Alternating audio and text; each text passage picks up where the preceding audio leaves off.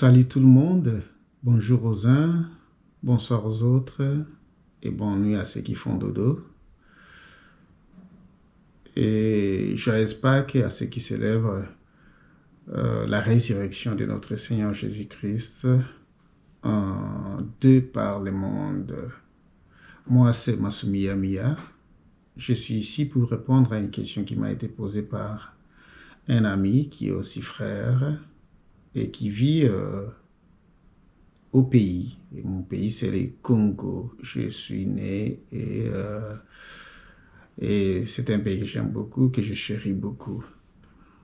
Et quelle a été cette question? C'est que, cher ami, quelles sont les démarches à entreprendre pour que mon fils vienne étudier là-bas aux États-Unis?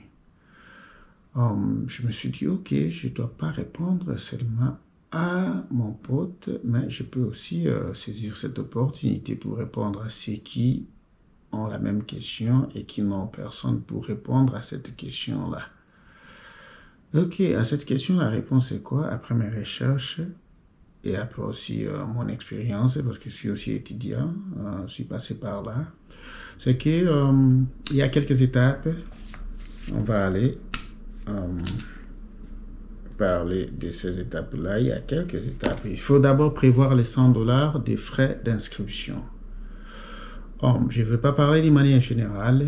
Nous, ici, nous vivons en Californie. Les États-Unis sont grands. Et chaque contrée, chaque région a ses frais. Ça varie. Mais ce n'est pas le double de ce que je viens de dire là. Par exemple, ici en Californie, et à l'école que j'ai choisi comme exemple, l'école c'est Mission College, qui est à 15 minutes de chez moi ici. Le frais d'inscription, c'est $100 non remboursables. Ça, c'est la première chose à faire, prévoir les $100.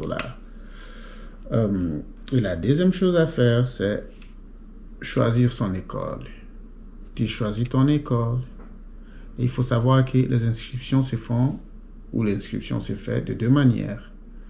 On peut faire ça en ligne, et on peut aussi faire ça en personne, c'est-à-dire en personne, comme je vis ici, et qu'un des amis ou n'importe quelle personne avec qui j'échange, je parle, me dit ok, est-ce que tu peux m'aider à inscrire mon fils dans une de vos écoles là-bas? Oui, je vais aller en personne à l'école et j'arrive là-bas avec tous les éléments, toutes les informations. J'inscris la personne dès que j'arrive là-bas et je paye, je peux payer en cash ou je peux payer avec ma carte de crédit.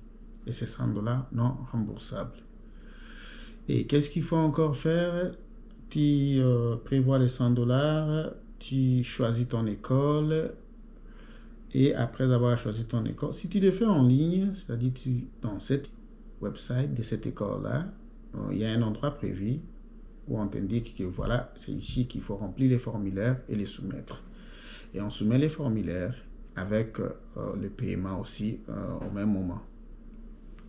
À part ça, qu'est-ce qu'il faut encore prévoir pour constituer son dossier? Il faut une lettre de soutien financier.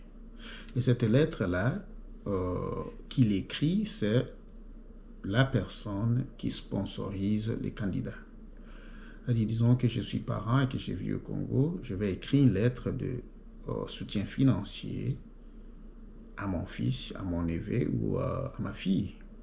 Je dis que moi, Masumi Yamiya, je suis le responsable financier de cet individu qui va venir étudier là-bas aux États-Unis et durant tout son séjour là-bas comme étudiant, je vais les soutenir financièrement.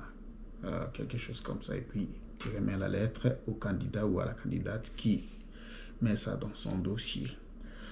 À part ça, tu vas encore imprimer le relevé bancaire ou alors tu peux aller à la banque en personne et demander qu'on te remette le relevé bancaire.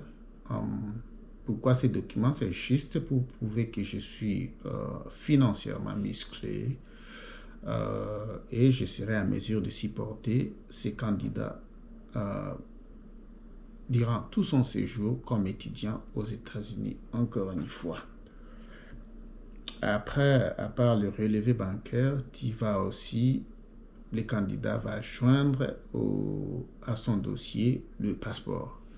Il va joindre les passeports, pas l'original, mais il va faire des copies, il va photocopier quelques pages de son passeport et puis joindre ça dans son dossier. Avec ça, je pense que je n'ai pas oublié quelque chose. Si j'oublie quelque chose, en tout cas, je suis ouvert et faites-moi signe, demandez, posez des questions. Je vais mettre mon email et mon numéro de téléphone à quiconque voudrait aussi avoir plus de détails sur ce que je viens de dire là. Une fois que tu constitues les dossiers, tu les soumets à l'école, pour ceux qui sont en dehors du pays, électroniquement. Pour moi qui suis ici et que si je voudrais aider quelqu'un qui vit au pays, je vais aller en personne avec l'enveloppe de tous ces dossiers ici et soumettre.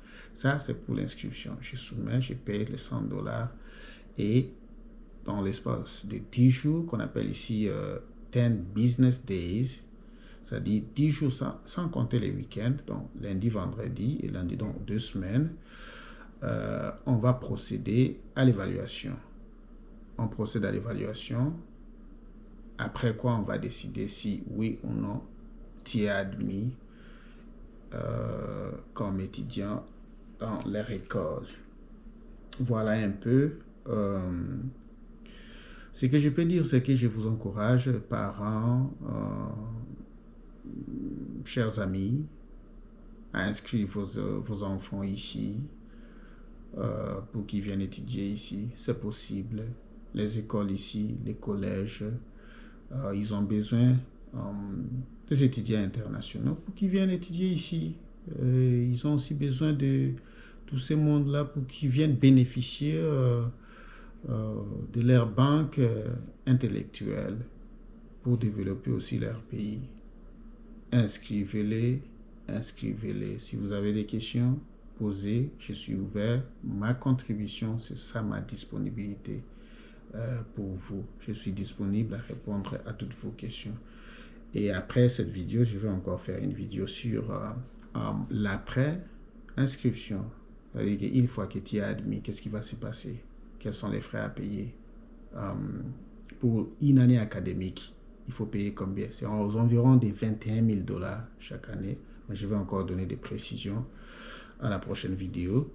Et à la prochaine vidéo, je vais encore parler de l'après-admission, bien sûr. Il faut payer l'assurance maladie. Chaque mois, on paye combien? Dans une école, c'est ça, $50 par mois pour l'assurance maladie. Et à ton arrivée, qu'est-ce qu'il faut faire? Les logements et tout ça. Je vais encore déballer ça à la vidéo qui va venir.